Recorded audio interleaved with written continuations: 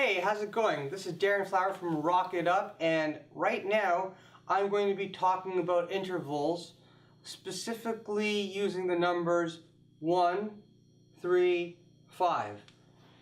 What does that mean to most people? Probably not much. So I'm going to explain to you what it means to me and how I relate this to music. You see, a basic chord, I'm going to take a C chord right now, okay? It's made up of 3 notes. It's not made up of C, C, and C.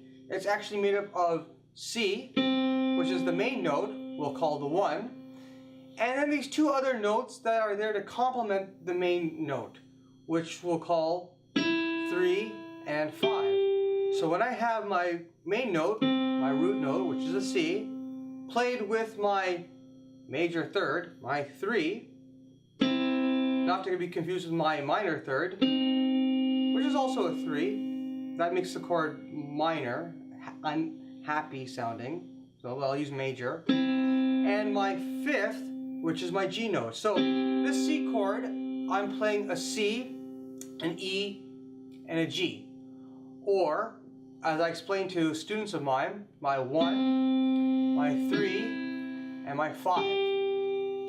Now, whether it be piano, or I find this on the guitar a lot too, a lot of people, they know how to play chords, the very basic ones, which is cool. I'll take a G chord right now.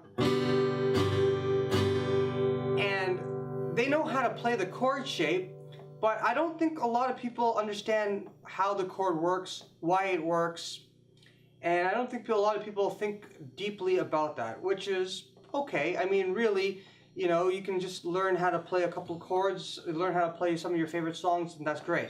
But the purpose of this video is to actually go deep into this and really dissect the chord, and it's a really good idea to have a very basic understanding about 1, 3, 5, because that helps you build chords easier when you're looking at a guitar. Once you understand how to, you know, what notes make up said chord, I think you'll be able to make your own custom chords on the guitar. I think that it's good for piano, and if you're a vocalist, I think it's important to be able to understand, you know, what 1, 3, 5 means and effectively communicate with other musicians. If I was going to sing something, and I'm taking the root, and this is my G note, maybe the next person would have to take the third, and start singing that B note to coordinate with that G note that I was once singing. Does this make a little bit of sense? Hopefully it does. But if it doesn't, well, watch the rest of this video, because after I'm done here, I think you'll kind of get it. It's not very difficult to understand. Again, if I'm going to play a chord, again, here's that C chord again, 3 notes, C, E, G. C being my root note, being my 1, E being my major third, or my 3, and G being my 5th. One main note, C, and the E and the G are there to complement it, and there you have a perfect C major chord, okay? So going forward, we're going to look at how this works on the piano, okay? So bear with us, because you're going to want to be able to watch this. Alright, back here on Rock It Up TV, okay, and now you have the bird's eye view of my lovely, and I do mean lovely, keyboard, okay? So going back to that C chord that I was talking about earlier, and going back to the whole 1, 3, 5, I want to explain that here is my main note, my root note. Here's the C, okay? 1, 2, the next whole tone. The next whole tone after that, here is my 3, my major third, okay, my E note, 3, 4, and here's my 5th. So this is a perfect C major chord right here. Again, I have my C, which is my main note, my major third, my 3, with my E over here, and then my 5th is this G. Play it together, voila, you have a perfect C chord. Now let me kind of draw up an analogy. This is something that I like to use a lot when talking to people of all ages, okay? Almost look at like, it's like a hamburger, a musical hamburger, where the C, or the root note, I mean, when you think about the most important part of a hamburger, people usually think about the patty. So imagine that this C note here, the main note of this chord, the root note, is kind of like the musical patty, okay? And picture this major third, this E note, is maybe I would consider it to be the second most important part of this chord. Okay, and when I look at it from a hamburger standpoint, I think the second most important part of the hamburger is the bun. Okay, so here's my meat patty, here's my bun, and now here's my G note, my fifth interval of this chord.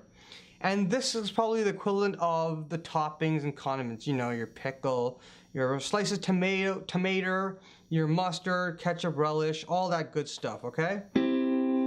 Three main parts of a hamburger really is the meat patty, the bun, and the toppings, condiments, okay? Three main parts of a chord is root note, major third, and fifth, okay? So at the very least, if you can kind of understand that, I think you'll be in better shape than you once were, okay?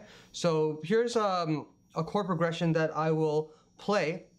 No, before I get to that, I'm gonna show you a really cool piano exercise, okay? Based on this C chord, okay? Because I can play this chord a couple different times. This is what I call 1, 3, 5, but I can play the same I can play the C chord, but kind of change it up a little bit by changing the position. So I was playing a 1, 3, 5, but if I flip it around, I can play the C chord again. Now I have an E, G, and here's my C over here, and I call this 3, 5, 1. Here's my major third, here's my fifth, here's my root.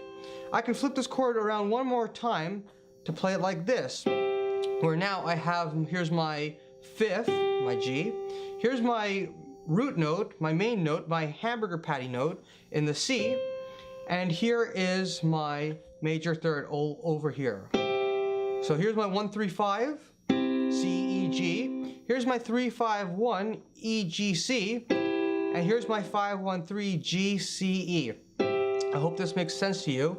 But here's a good exercise for you guys to practice at home on your keyboards. Hopefully you have one. You take one chord. We'll take C for now, okay? And I can play, starting off with a 1, 3, 5, all the way over here. I'm going to shuffle from the left-hand side all the way to the right-hand side of this keyboard by playing 1, 3, 5, 3, 5, 1, 5, 1, 3 repeatedly till I get to the right side of the keyboard. Watch this. 1, 3, 5. 3, 5, 1. 5, 1, 3. 1, 3, 5. 3, 5, 1. 5, 1, 3. 1, 3, 5. 3, 5, 1. 5, 1, 3. 1, 3, 5. 3, 5, 1. 5, 1, 3. 1, 3, 5. 3, 5, 1, and that is pretty much it. Now, the good thing about understanding about 1, 3, 5, 3, 5, 1, 5, 1, 3 is that you're not limited to just play a chord progression by just playing 1, 3, 5. So if I wanted to play G, C, D, C, I don't need to go G, 1, 3, 5 to C, 1, 3, 5 to D, 1, 3, 5, back to C, 1, 3, 5. I can use a combination of 1, 3, 5, 3, 5, 1, and 5, 1, 3 to play this chord progression. So for example, here's my G, 1, 3, 5, root, third, fifth.